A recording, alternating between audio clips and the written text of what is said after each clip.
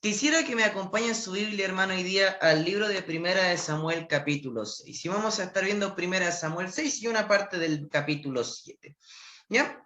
Una realidad, hermano, a la que nosotros tenemos que enfrentarnos es que así como en el cielo vamos a recibir, hermano, recompensas por medio de nuestro servicio al Señor, haya sido mucho, poco, bien hecho, mal hecho, así en el infierno también será el castigo gradualmente dependiendo del estado del inconverso, el cual no es igual en todos. Pero esto, hermano, es algo que la Escritura nos habla en distintas ocasiones y en el ejemplo que tenemos el día de hoy lo vemos muy bien reflejado. En Mateo capítulo 11, a ver si guarda su lugar ahí en Primera de Samuel, en Mateo capítulo 11, por ejemplo, en Mateo capítulo 11, el versículo 21 al 24, dice ahí: ay de ti, Corazín, ay de ti, Betsaida, porque si en Tiro y en Sidón se hubieran hecho los milagros que han sido hechos en vosotras, tiempo a que se hubieran arrepentido en silicio y en ceniza. Por tanto os digo que en el día del juicio será más tolerable el castigo para Tiro y para Sidón que para vosotras. Y tú, Capernaum, que eres levantada hasta el cielo, hasta el Hades serás abatida, porque si en Sodoma se hubieran hecho los milagros que han sido hechos en ti, habría permanecido hasta el día de hoy. Por tanto os digo que en el día del juicio será más tolerable el castigo para la tierra de Sodoma que para ti. Entonces, este principio de la Escritura, hermano, enseña que el hombre es responsable ante Dios por la cantidad de luz a la que el hombre ha sido expuesto en su vida. Por eso incluso, hermano, nosotros no disminuimos, hermano, lo que es el pecado en nuestra vida. No estoy diciendo, hermano, que por personas que hayan pecado muy poco pueden ser salvas sin haberse arrepentido, sin haber puesto su fe en Cristo, hermano. Eso no tiene relación con lo que estamos conversando. Y este mensaje, hermano, puede responder a la pregunta que muchos nos hemos hecho, o quizás usted tiene, sobre si Dios es injusto al condenar a aquellos que rechazan a Dios sin haber escuchado el Evangelio. Personas que nosotros podríamos decir: oye, pero esto es injusto, porque conocemos gente que no escuchó el Evangelio o que no pudo escuchar el Evangelio, que no tuvo la oportunidad. Entonces, obviamente Dios no es injusto cuando estas personas son condenadas, porque a pesar de que emocionalmente podemos nosotros sentir eso, sabemos que la necesidad de predicar el Evangelio, de llevar la luz a las personas, es de parte de la iglesia. Obviamente aquellos hombres no recibieron tanta luz como otros recibieron. Quizás Corazín y Betsaida, Capernaum serán lugares que recibirán mucha más condenación, un castigo más fuerte y menos tolerable que el castigo, por decirlo así, de Sodoma, de Gomorra, de personas que no han tenido la oportunidad de escuchar el Evangelio en repetidas ocasiones. Pero, ¿qué tiene que ver esto con la historia que vamos a ver hoy día en 1 Samuel 6? Y es que, hermano, la historia que nosotros encontramos el día de hoy bien está retratada, por ejemplo, en un título que trae mi Biblia en el capítulo 6, que es que los filisteos devuelven el arca. Entonces, obviamente, la historia de hoy comienza con estos filisteos que habían capturado el arca porque los israelitas la habían perdido. Ellos la toman, Dios les muestra de una manera, recordará, con su dios Dagón, con su imagen, que tenía poder sobre él y poder sobre ellos también al tocar su salud, e incluso muchos llegaron a la muerte. Pero ellos querían seguir manteniéndola en su tierra. Dice aquí la escritura que estuvo 7 meses y luego de eso ya ellos tomaron la decisión y la llevaron, por decirlo así, ante los israelitas. Entonces, obviamente, este capítulo nos muestra 3 grupos que recibieron el arca. Vamos a ver que primero, obviamente, la tienen los filisteos, y esta es la ciudad de Ecrón, donde está. Vamos a ver luego que ellos los llevan ante unos israelitas que están en una ciudad llamada Bet-Semes, y al final la llevan estos israelitas de Bet-Semes el arca a otro poblado israelita que se llama Kiriat Jearim. Y entonces vamos a ver que el bosquejo de este pasaje está en torno a una de estas ciudades. ¿Y qué es lo que sucede acá? Que Dios responsabiliza a cada una de estas ciudades en su trato con el arca dependiendo de cuánta luz ellos han recibido, porque a mayor luz en nuestra vida, mayor responsabilidad, hermano. Entonces, el Señor, o por qué el Señor responsabiliza en este texto, en esta historia que vamos a ver, de acuerdo a la luz que han recibido primero, vea usted conmigo ahí, no castiga a los filisteos por sus ofrendas impías. Ve ahí, vamos a leer los primeros 12 versículos. Ya yo sé que es harta lectura, pero vamos a leerlo para luego poder ir entendiendo qué es lo que está pasando. En 1 Samuel 6, dice ahí, estuvo el arca de Jehová en la tierra de los filisteos 7 meses. Luego dice, entonces los filisteos, llamando a los sacerdotes y adivinos, preguntaron, ¿qué haremos del arca de Jehová?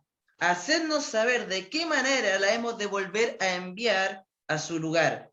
Ellos dijeron, si enviáis el arca del Dios de Israel, no la enviéis vacía, sino pagadle la expiación. Entonces seréis sanos y conoceréis por qué no se apartó de vosotros su mano. Y ellos dijeron, ¿y qué será la expiación que le pagaremos? Ellos respondieron, conforme al número de los príncipes de los filisteos, 5 tumores de oro y 5 ratones de oro, porque una misma plaga ha afligido a todos vosotros y a vuestros príncipes. Versículo 5. Haréis pues figuras de vuestros tumores y de vuestros ratones que destruyen la tierra, y daréis gloria al Dios de Israel. Quizá aliviará su mano de sobre vosotros y de sobre vuestros dioses y de sobre vuestra tierra. ¿Por qué endurecéis vuestro corazón como los egipcios y Faraón endurecieron su corazón? Después que los había tratado así, ¿no los dejaron ir y se fueron? Haced pues ahora un carro nuevo, y tomad luego 2 vacas que críen, a las cuales no haya sido puesto yugo, y uncid las vacas al carro, y haced volver sus becerros detrás de ellas a casa. Tomaréis luego el arca de Jehová y las pondréis sobre el carro, y las joyas de oro que la habéis de pagar en ofrenda por la culpa. Las pondréis en una caja al lado de ella, y las dejaréis que se vaya, y observaréis si sube por el camino de su tierra a Bet-Semes. Él nos ha hecho este mal tan grande, y si no, sabremos que no es su mano la que nos ha herido, sino que esto ocurrió por accidente. Y aquellos hombres lo hicieron así. Tomando 2 vacas que criaban, la uncieron al carro y encerrando en casa sus becerros. Luego pusieron el arca de Jehová sobre el carro y la caja con los ratones de oro y las figuras de sus tumores. Y las vacas se encaminaron por el camino de Bet-Semes y seguían camino recto, andando y bramando, sin apartarse ni a derecha ni a izquierda, y los príncipes de los filisteos fueron tras ellas hasta el límite de Bet-Semes. Bueno, toda esta historia, hermano, todo este asunto, lo que está pasando, nos da la siguiente ilustración. Primero, los filisteos tuvieron el arca durante 7 meses, hasta que decidieron enviarla de regreso. Ellos ya habían visto la poderosa mano de Dios, primero con un ídolo como Dagón, que vimos la semana anterior, luego con su propia salud, enviándole tumores o esta enfermedad que es conocida en nuestros días como la hemorroide. Entonces ellos obviamente habían visto este poder y ellos estaban llegando a la decisión que Dios hace 7 meses atrás había querido que llegaran, que ellos debían devolver el arca de Dios a el pueblo de Israel, pero no habían querido hacerlo. 7 meses estuvieron sufriendo hasta que la quisieron devolver. Pero por más que ellos llegaron al punto donde Dios quería que estuvieran, su forma de desarrollarlo dista mucho de una correcta o un correcto entendimiento del Señor. Lo que sí entendieron estos filisteos era que por medio del consejo de sus sacerdotes y adivinos, que eran como la autoridad religiosa que ellos tenían, cuando habla de sus príncipes, habla de las autoridades políticas, por decirlo así, que ellos tenían. Luego de hablar con ellos, ahí en los primeros versículos, ellos deciden, hermano, devolver el arca a los israelitas. Pero algo es interesante porque dice en el versículo 3 que ellos deben volverla con una ofrenda de expiación. Y obviamente, ¿qué se refiere con expiación? Una ofrenda que busca el perdón. Ya, eso es más que nada, que busca el perdón de este Dios, que este Dios apacigüe sus dolores, su fuerza sobre ellos y sobre sus dioses, sobre sus deidades. Entonces, ellos hicieron 2 tipos de ofrenda. Una, hicieron una ofrenda de la forma de sus tumores, o sea, de su hemorroide, y otra era de forma de ratón. Entonces, hermano, usted puede notar, y tiene toda la razón de notarlo, que es una ofrenda bastante extraña. Es una ofrenda rara, es una ofrenda ridícula, hermano. Pero fuera de la ley de Dios, cualquier sacrificio más horrible que el hombre puede hacer, puede verse a los ojos de otros como una ofrenda al Señor. Y quiero darle algunos ejemplos con respecto a esto. Se contó la historia de un pastor hace un tiempo, de un pastor de otra denominación, a las cuales unos delincuentes llegaron a su iglesia que habían robado uno de estos cajeros automáticos, y habían robado el cajero y querían dar el diezmo a la iglesia. Esa era su forma, hermano, de ofrendar. Entonces yo les dije que no, hermano, no le dije, no pasó eso, ¿ya? Entonces, sino que a lo que voy con esto, hermano, es que usted se da cuenta el nivel de pecado que hay, pero a la misma vez la idea de congraciarse con el Señor no es la adecuada. Estos hombres entendían algunas cosas de Dios, pero no estaban congraciándose de una manera adecuada.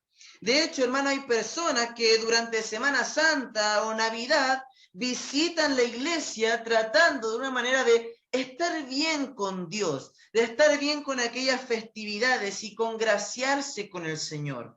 Por eso, hermano, puede parecernos sumamente rara la ofrenda que estos hombres hacen, pero ellos creían de todo corazón que estaban haciendo algo que el Señor iba a recibir e iba a aceptar. Obviamente ellos no tenían idea que en Levítico capítulo 4, 5 y 6 se nos habla de la ofrenda expiatoria que el pueblo debe hacer, la cual debía ser de un cordero. Sin embargo, el problema es que ellos no conocían la ley, no conocían las escrituras. La luz para ellos había sido escasa, lo cual no significa que no hubiera luz, porque Dios ya se mostró a los filisteos en el capítulo 5. Se mostró a ellos al mostrarle el poder sobre sus dioses, sobre su misma persona y su salud. Pero ellos no querían arrodillarse, no querían buscar al Señor. Ellos debían saber quién era Dios, pero ante esa luz que recibieron, quizás no era la misma luz que tenía el pueblo de Israel, y lo vamos a ver, no, obviamente, querían arrodillarse al Señor. ¿Y por qué querían entregar el arca de Dios? Porque ellos en el versículo 6 están como pensando, los egipcios endurecieron su corazón y no quisieron dejar libre al pueblo de Israel y vieron todo lo que vino a sus vidas. Pero sin embargo ellos no querían este dolor en su propia vida. A pesar de sus malas decisiones, y ojo con esto, hermano, porque a pesar de sus malas decisiones y motivaciones frente a devolver el arca, que devolver el arca era lo que Dios quería que hicieran, esa era su voluntad, el Señor no les castiga, por ejemplo, por haber tomado el arca con sus manos, porque el arca debía ser tomada por los levitas. Por ejemplo, no fueron castigados por el Señor por haber hecho una ofrenda inapropiada. O sea, ¿se imagina usted, hermano, por decirlo así, los 5 ofrendas de tumores de oro? O sea, cuando lo iba a ver, o sea, ¿qué iba a decir el Señor al ver eso, hermano? No es algo agradable a la vista, hermano, es algo que puede perturbar de una manera a muchas personas y cualquiera que vea este tipo de ofrenda, incluso al ratón, hermano. Obviamente Dios les muestra luego de esto que cuando estos hombres dicen, ya vamos a enviar a las vacas solas sin los becerros, que lleven el arca, y si siguen su camino hasta Bet-Semes va a ser Dios, y lo siguen, y eso era raro porque las vacas no se desviaron, dice, ni a diestra ni a siniestra. Podemos ver que Dios tiene algo especial con los filisteos. ¿En qué sentido? Que Dios le ha dado luz para que se arrepientan. No se han arrepentido, pero no hay castigo por algunas cosas que ellos desconocen. No hay responsabilidad en cuanto a cosas que ellos no estaban conociendo. Debían haberse interesado, buscado al Señor, y obviamente, hermano, eso iba a traer consecuencias a su vida.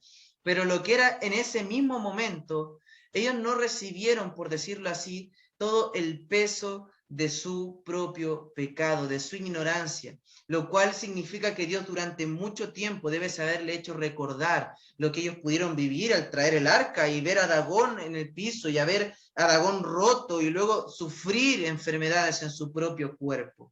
Pero ¿sabe lo que vamos a ver? Y mayor luz a mayor responsabilidad queda mucho más claro en este texto. Vamos a ver que Dios castiga fuertemente el pecado de los betsemitas. Ve ahí conmigo, hermano, los versículos 13 al versículo 19 de Primera de Samuel 6. Dice, Y los de Bet-Semes segaban el trigo en el valle, y alzando los ojos vieron el arca, y se regocijaron cuando la vieron. Luego dice, y el carro vino al campo de Josué de Bet-Semes, y paró allí donde había una gran piedra.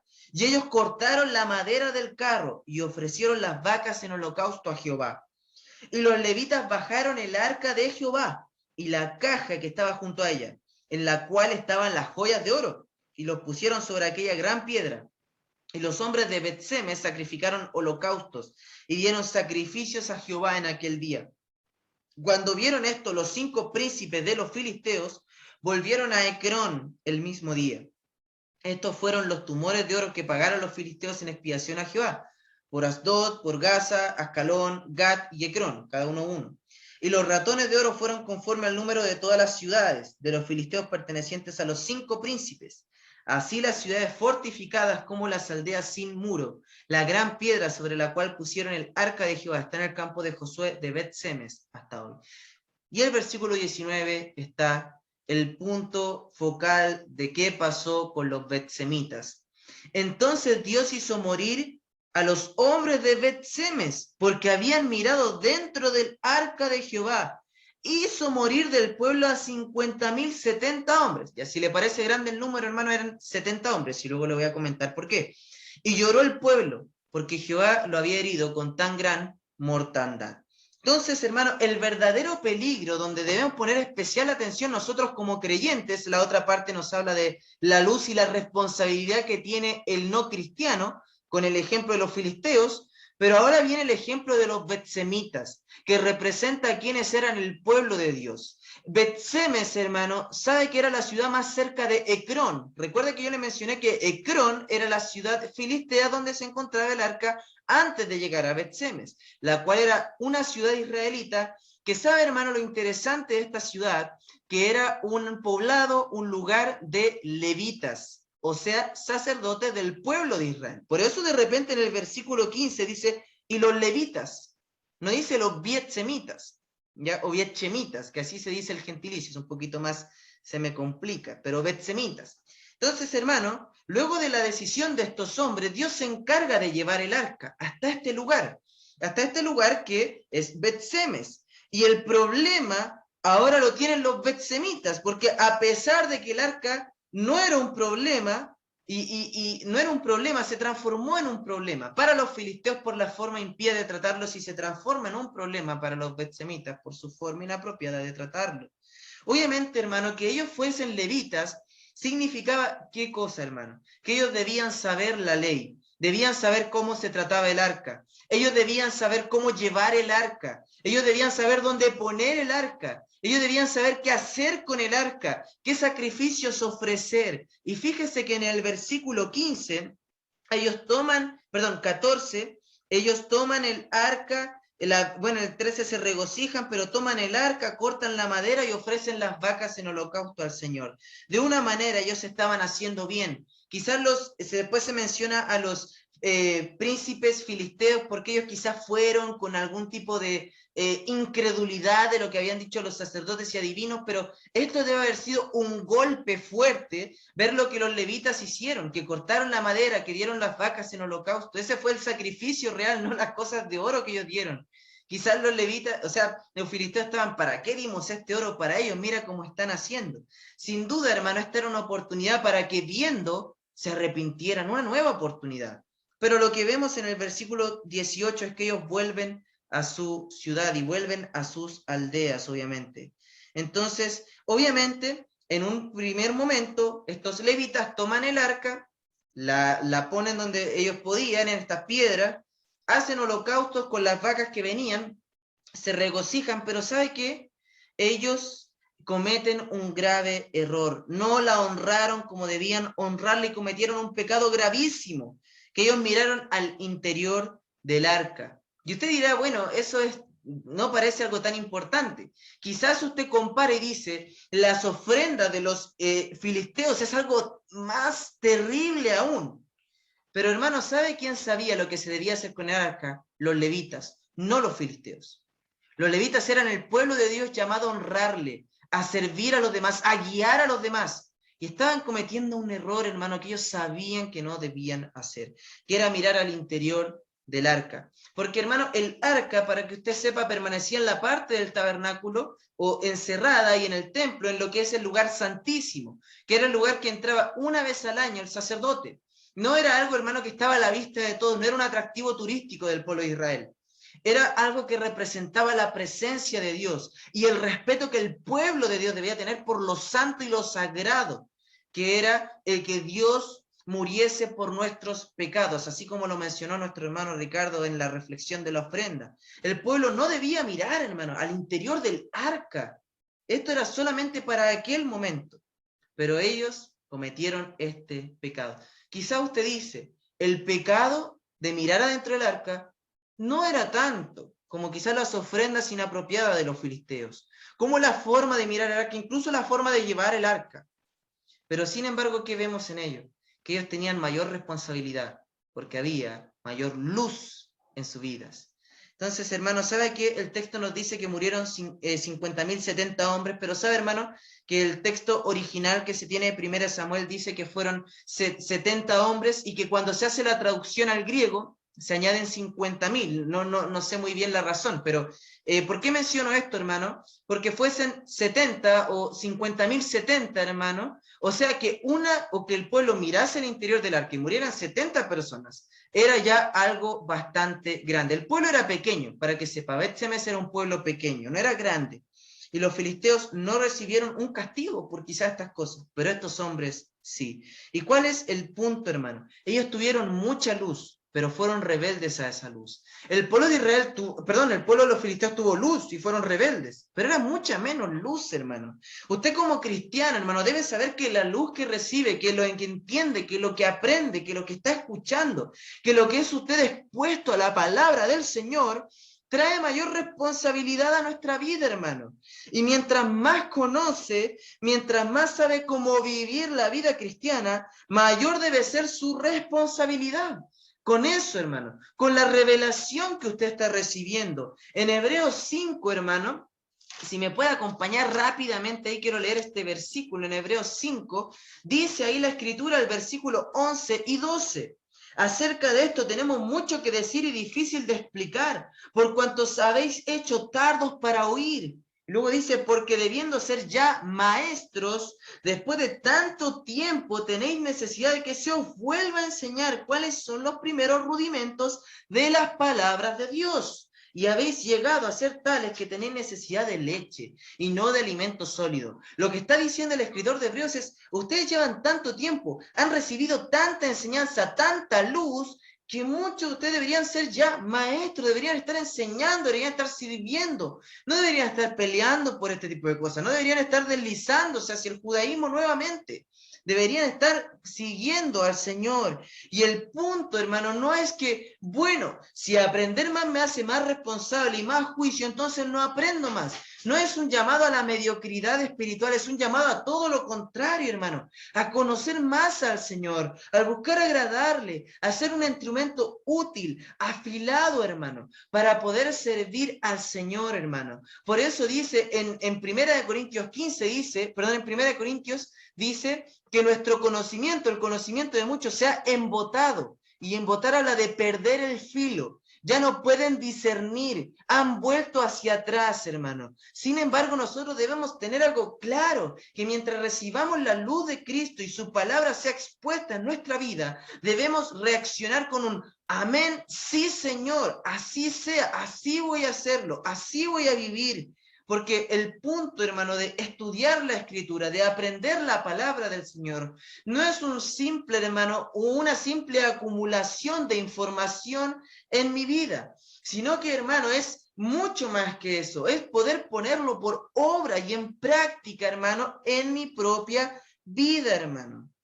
De hecho, hermano, en Hebreos 10:31 dice que horrenda cosa es caer en manos del Dios vivo. ¿Y saben quiénes cayeron en manos del Dios vivo en este caso? Los que eran llamados a ser el pueblo de Dios, que fueron aquellos betsemitas que miraron al interior del arca, que desobedecieron a una orden tan sencilla del Señor, tan clara, hermano.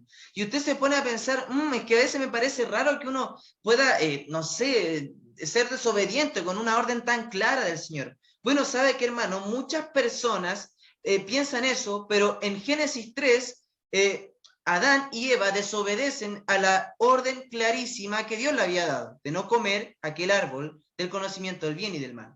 Entonces, hermano, nosotros debemos tener en nuestro corazón el deseo de agradar, de crecer, hermano, de que la gracia abunde en nuestra vida para que nosotros podamos servir al Señor con santidad. Por eso en Romanos 6, versículo 1 y 2, si puede acompañarme ahí en su Biblia, en Romanos 6, 1 y 2 dice la Escritura: ¿qué pues diremos? ¿Perseveraremos en el pecado para que la gracia abunde? En ninguna manera. Porque los que hemos muerto al pecado, ¿cómo viviremos aún en él? Y lo que está diciendo Pablo es, si la gracia siempre está por sobre tu pecado como cristiano, este debe ser un llamado a pecar mucho para que la gracia sea algo más grande, que como la gracia siempre va a estar sobre mi pecado, puedo pecar lo que quiera y sé que el Señor me va a perdonar. No, hermano, está diciendo, o sea, tenemos que servir al Señor con nuestro conocimiento, con nuestras vidas. No es un llamado a ser mediocre espiritualmente lo que sabemos, es un llamado a todo lo contrario. Los hombres de Bet-Semes lo sabían, no lo aplicaron. Y eso trajo problemas a su vida, problemas a su pueblo, problemas en ellos, porque no obedecieron a la luz. Pero vemos al final, y acompáñenme allá primera de Samuel, versículos 20 al 2 del capítulo 7. Y dice ahí, y dijeron los de Bet-Semes, ¿quién podrá estar delante de Jehová el Dios Santo? ¿A quién subirá desde nosotros?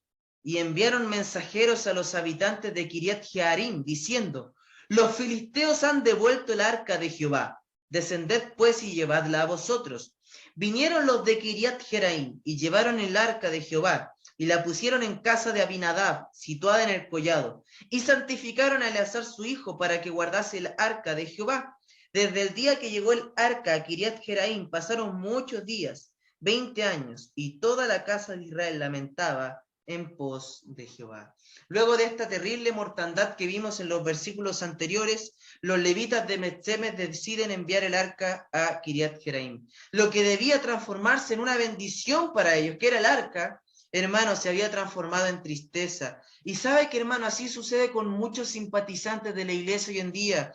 Personas que piensan que por X obra van a ser salvos. Y sabe que, hermano, creo que el libro, hermano, del Progreso del Peregrino es muy clave para entender esto. Si alguna vez puede leerlo, hermano, léalo. Nunca va a decepcionarse de aquella lectura, porque cuando cristiano o peregrino que se transformó en cristiano está llegando a las puertas del cielo en la historia ficticia que narra Juan Bunyan, sabe que ve él cuando está a punto de entrar al cielo, lo que representa ya la presencia del Señor, ve a un hombre afuera de la puerta, que está ahí muy cómodo, pero él reconoce que por más cerca que podemos estar, por decirlo así, de las puertas del cielo, eso no sirve, hermano, porque por más cerca que podamos estar, aún estamos afuera.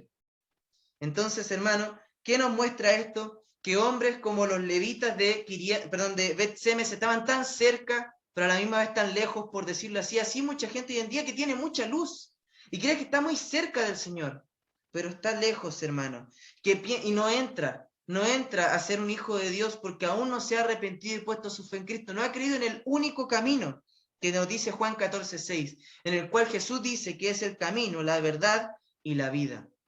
A pesar de que tenemos un ejemplo de los israelitas como los betsemitas que hicieron cosas bien, pero se equivocaron en órdenes claras y directas del Señor, tenemos a unos hombres en Kiriat Jearim que hicieron lo correcto. Porque ¿sabe por qué nosotros podemos entender que Dios responsabiliza a los hombres por su luz, o la luz que a la que ellos fueron expuestos? Y obviamente a mayor luz, hermano, mayor posibilidad también de servir y agradar al Señor. El inconverso a mayor luz tiene mayor posibilidad de ser salvo, y ese es el punto de nosotros predicar y ser luz en este mundo. Entonces, lo vemos que estos hombres tomaron la decisión correcta, y ese es el tercer punto con los hombres de Kiriat Jearim, porque ellos llevaron el arca a una casa, que era la casa de Abinadab, dice supuestamente es un hombre viejo, era un hombre viejito, porque ya se santifica a su hijo, pero se entiende que era un hombre ya de experiencia y de confianza para el pueblo. Y es interesante notar que se nos aclara que santificaron a Eleazar su hijo para que guardase el arca de Jehová. No santificaron el lugar, Porque ellos ya estaban entendiendo que no importa lo santo que pueda ser un lugar o lo santificado que pueda haber su lugar. Lo que importa son el corazón de aquel hombre. No importa la imagen santificada que podamos mostrar por fuera, hermano. Lo que importa es lo que es usted por dentro y nada más. Eso es, hermano, el punto de que nos muestra acá. Que ellos quedan el arca, la santifican y santifican el lugar, la persona donde el arca va a estar. De hecho, hermano, donde estuvo el arca era en Silo, y se nos dice que ese era el lugar. Pero Silo quedó devastado por los filisteos y también por un hombre como Elí, y también por sus hijos Ofni y Finés, que vuelven, hermano, a aparecer en la historia no sé cómo. Pero si usted es un hijo de Dios, y el punto de aplicación, hermano, de este mensaje es, debe demostrar su amor, su honra, su gloria al Señor, a esa luz que Dios le ha dado y que agradecido de Dios porque Dios nos dé esta luz. Es, hermano, la verdadera fe. Como dice en Juan 14, en el versículo 15, Jesús dice, si me amáis, guardad mis mandamientos. ¿Qué está conociendo usted de la Escritura, hermano, que no aplica? Si usted conoce la Escritura, obedezca al hermano. Sea como los de Kiriat Jeraim, santifique su vida, apártela para el Señor. No se quede en la mediocridad espiritual donde usted no busca la voluntad del Señor, sino todo lo contrario. Búsquela, ame a su Dios, obedezca a su Dios, hermano. No obedezca, hermano, la voz del mundo, obedezca a su Dios, hermano, como los hombres de Kiriat Jearim, hermano, que son unos hombres santos y puros, que ¿sabe cuánto tiempo pudieron tener ellos el arca ahí en su hogar? 20 años. Y ahí aquí nos vamos a dar vamos a abrir un paréntesis hasta 2 Samuel 6, que ahí es cuando ya el arca es de vuelta a la tierra principal de los israelitas, ¿ya? Pero hermano, el punto de aplicación es, y con esto termino y quiero hacerle pensar, ¿hay algo que usted sabe que debería estar practicando en su vida y no lo está haciendo? ¿Tiene luz sobre ese tema pero no lo obedece?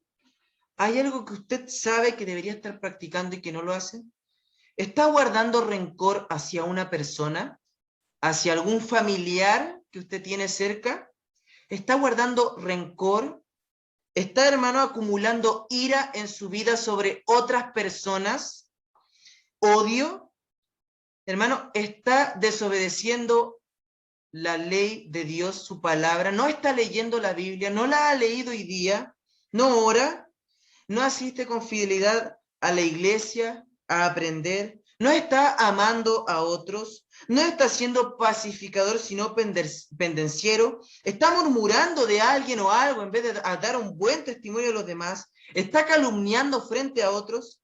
Hermano, hay muchas cosas en nuestra vida que pueden estar mal y que sabemos, hermano, y que sabemos que están mal. Pero el punto es que necesitamos, mediante esa luz que la palabra ha traído a nuestra vida, hacernos responsables de obedecer a la Escritura, a la voz de Dios, para ser obedientes ante Él. Que recibamos más luz y tengamos mayor responsabilidad, hermano, no debe ser algo que nos desanime, sino que nos anime a hacer lo que es agradable al Señor. Y Dios conoce nuestras luchas, Dios sabe lo que hay en su corazón, y hermano, Dios puede también hacer una transformación en su vida. Si hay cosas que usted sabe que no está poniendo en práctica y sabe que están mal, pero no las está obedeciendo, no las está haciendo. Y Dios puede restaurar